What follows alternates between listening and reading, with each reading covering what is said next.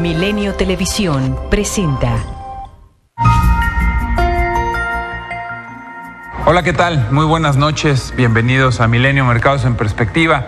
Hoy, como todos los domingos, haremos una breve síntesis de la semana que terminó y comentaremos hacia adelante la semana que empieza el día de mañana.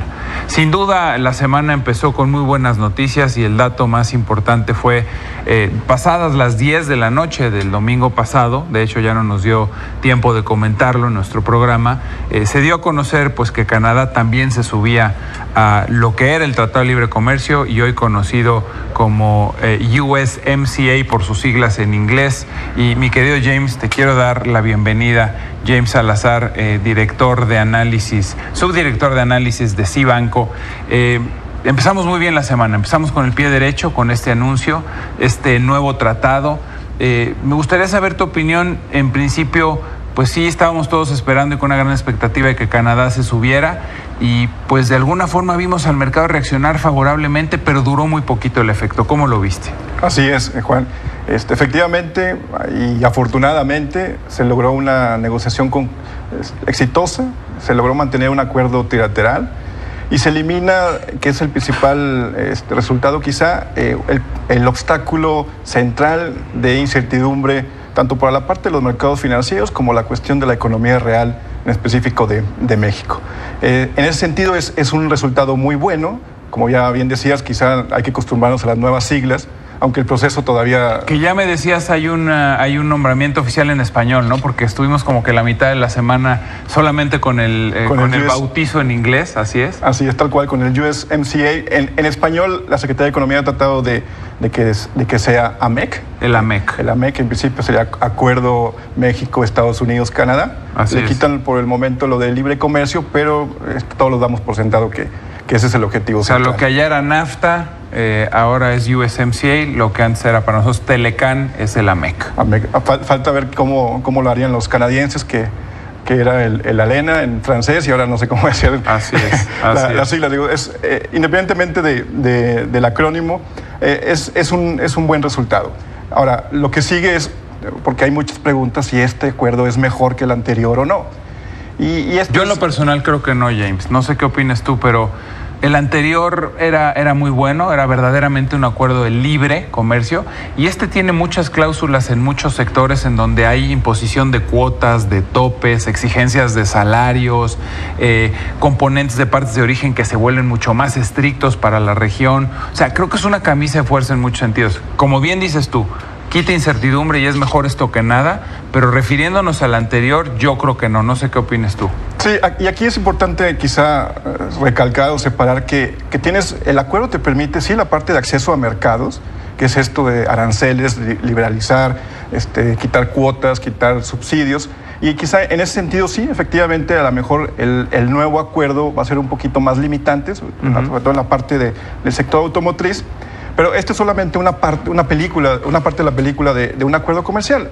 La verdad es que se incorporaron otros temas que también son muy relevantes y muy importantes, más allá del acceso a mercados, que tienen que ver con cuestiones como comercio electrónico, como pymes, se fortaleció. Que son cosas que no existían cuando firmamos el tratado original, ¿no? Claro, y estos son aspectos muy relevantes y de trascendencia en términos económicos. También cuestiones del mercado laboral que se fortalecieron, del medio ambiente, que son temas hasta cierto punto de vanguardia. Entonces, hacer una evaluación a priori a lo mejor es más complicado y habría que esperar una vez que entre en vigor, y que esto puede todavía demorar incluso hasta 2019 o 2020 por los procesos legislativos y de ratificación en los tres congresos de los 3 países de América del Norte. Eso te iba a preguntar, ¿no?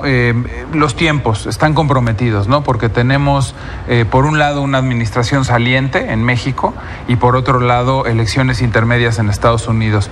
¿Dará la agenda y darán los tiempos para que esta administración firme este acuerdo? Creo que es una incógnita, ¿no? De cualquier manera, pues, si no, en el peor de los casos, se firmaría quizás primer cuatrimestre de 2019. Sí, aquí hay varios pasos. La firma en sí no implica que entre en vigor, pero entonces eso le da pie a que sí pueda ser el presidente Peña Nieto quien pueda terminar firmándolo. Okay. Y por los tiempos que implica, que quizá el que más retrasa es el de Estados Unidos, el último día de noviembre es cuando en principio se cumpliría con la legislación estadounidense. Entonces sí hay tiempo para que el presidente Peña en funciones todavía lo firme. Una vez que firmen los 3 países, el siguiente proceso es ratificarlo por los congresos. Okay. Que en ese caso México no tendría inconveniente, porque muy probablemente, porque como Morena tiene la mayoría, ¿no? Y Morena tiene la mayoría, no habría problema para ratificarlo. Aquí el punto es Estados Unidos. O sea, ¿no nos va a pasar como con el aeropuerto, con el Telecán, ahora con el Congreso de mayoría Morena? No creemos que vaya a haber una consulta popular en ese sentido. Okay. Más bien va a ser ya un proceso, una simple firma o, bueno, más bien una simple ratificación por mayoría. El problema es Estados Unidos, que su legislación todavía le exigen al menos 100 días más.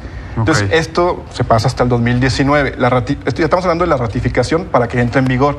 Pero como bien mencionas, hay elecciones intermedias en noviembre.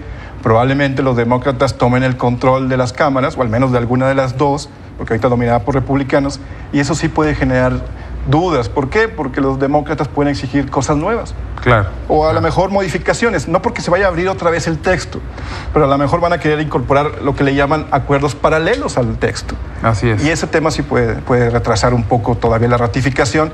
Por eso, a lo mejor su entrada en vigor podría darse quizá más probable después de la segunda mitad del próximo año. Bueno, la buena noticia es que mientras tanto el NAFTA o el Telecán, como lo conocemos, seguiría. Hay un gran tema ahí, las tarifas impuestas por el acero y el aluminio, que de hecho hoy se siguen cobrando y pues de hecho está peleando México y evidentemente están tratando de convencer al presidente Trump de que esto se quite, porque se impusieron en mayo y tarifas al acero y al aluminio, mientras tanto siguen aplicando. La verdad, algo lamentable para el sector.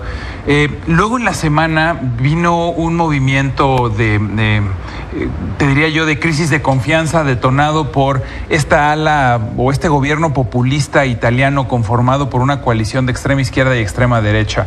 Estas propuestas populistas que no van en línea con lo que la Unión Europea les está pidiendo a los países comunitarios, y hubo una especie de crisis, así como tuvimos hace algunas semanas de emergentes, una crisis de confianza que mandó al tipo de cambio para arriba, presionó las tasas, bajó las bolsas, y todo por, creo yo, propuestas populistas, ¿no es así?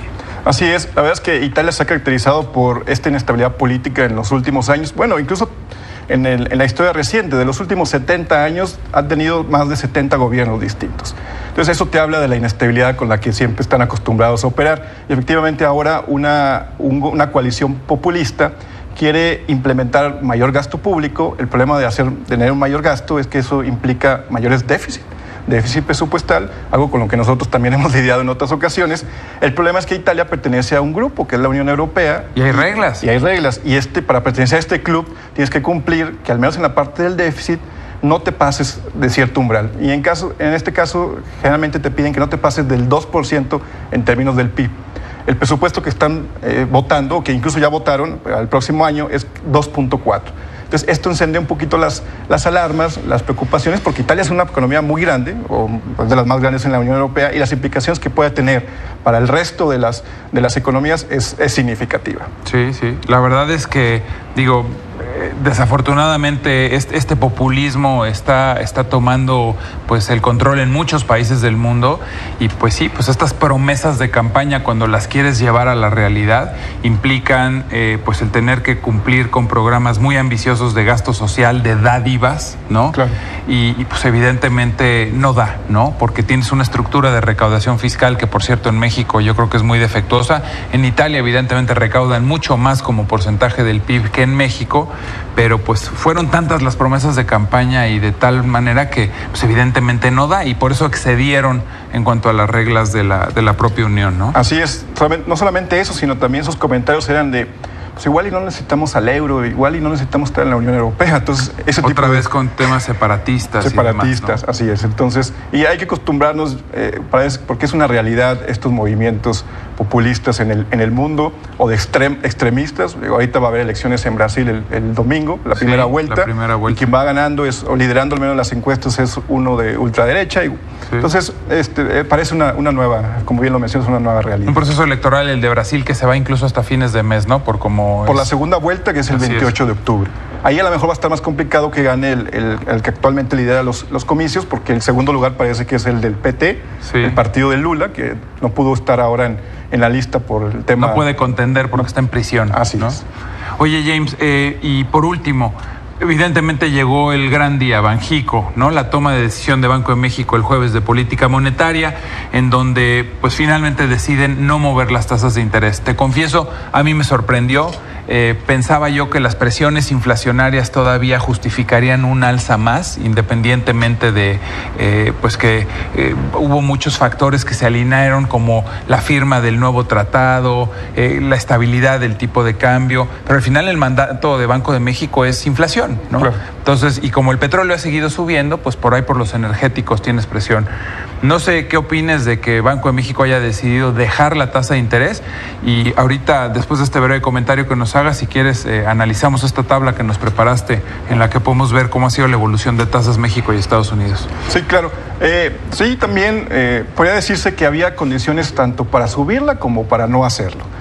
Y el mercado en esta ocasión no había comprado la idea de un alza de tasas de interés por parte de Banxico. Entonces, eso le abrió la puerta a la autoridad monetaria para no hacerlo.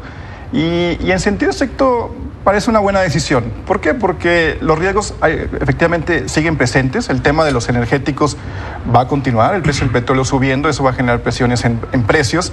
El cambio de administración, el tipo de cambio, sí, de repente tiene episodios de tranquilidad, pero sigue la volatilidad. Entonces, lo más probable es que le vaya a exigir después otra vez que ahora sí suba tasas. ¿Te gustó? ¿Tú te quedaste conforme con la decisión de no subir? Así es. La verdad es que era una buena oportunidad para desligarse de la FED. Pocas veces lo puede hacer. Sí. Y ahora lo hizo. Y creo que aquí dejó otro mensaje importante, porque empezó a sonar en el mercado, cuando estamos viendo el día a día, que a lo mejor incluso Banco de México pronto podría bajar tasas.